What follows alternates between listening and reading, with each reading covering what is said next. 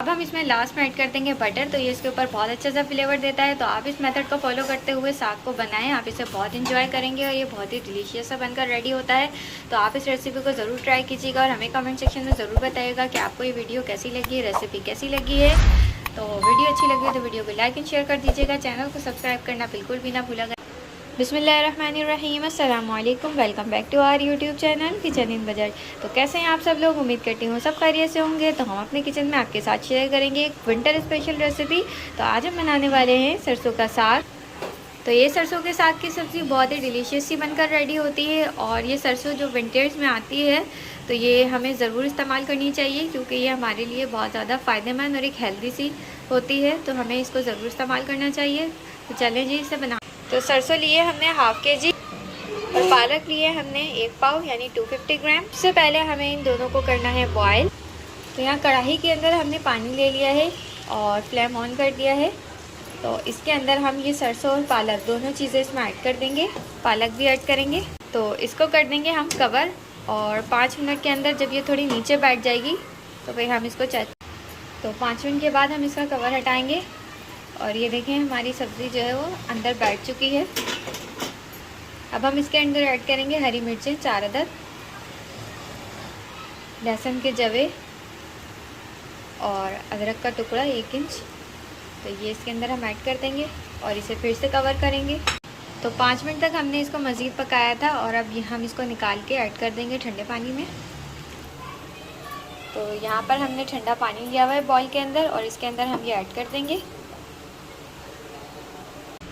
तो अब हम अपने इस साग को इस ब्लेंडर जग के अंदर डालेंगे जो हमने बॉईल कर लिया है। साथ ही हरी मिर्चें, अदरक और लहसुन जो हमने इसमें शामिल किया था वो भी इसी के साथ ही शामिल कर देंगे और अब हम इसे करेंगे ग्राइंड।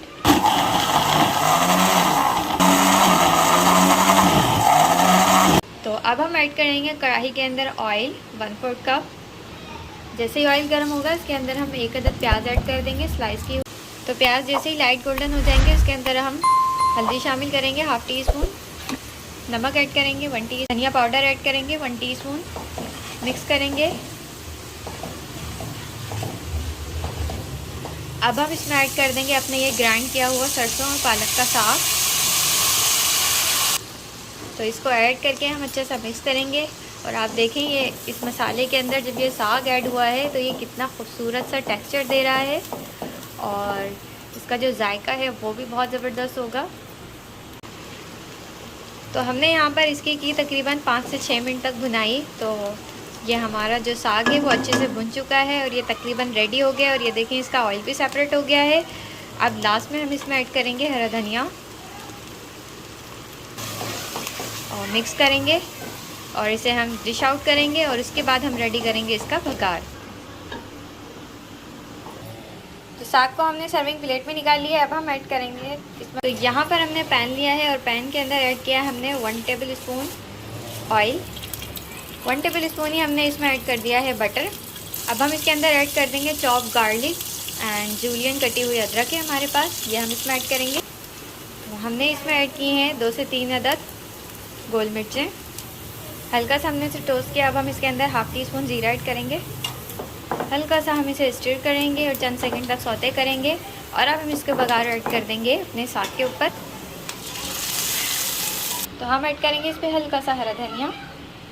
अब हम इसमें लास्ट में ऐड कर देंगे बटर, तो ये इसके ऊपर बहुत अच्छा सा फ्लेवर देता है। तो आप इस मेथड को फॉलो करते हुए साग को बनाएं, आप इसे बहुत इंजॉय करेंगे और ये बहुत ही डिलीशियस सा बनकर रेडी होता है। तो आप इस रेसिपी को ज़रूर ट्राई कीजिएगा और हमें कमेंट सेक्शन में ज़रूर बताइएगा कि आपको ये वीडियो कैसी लगी है, रेसिपी कैसी लगी है।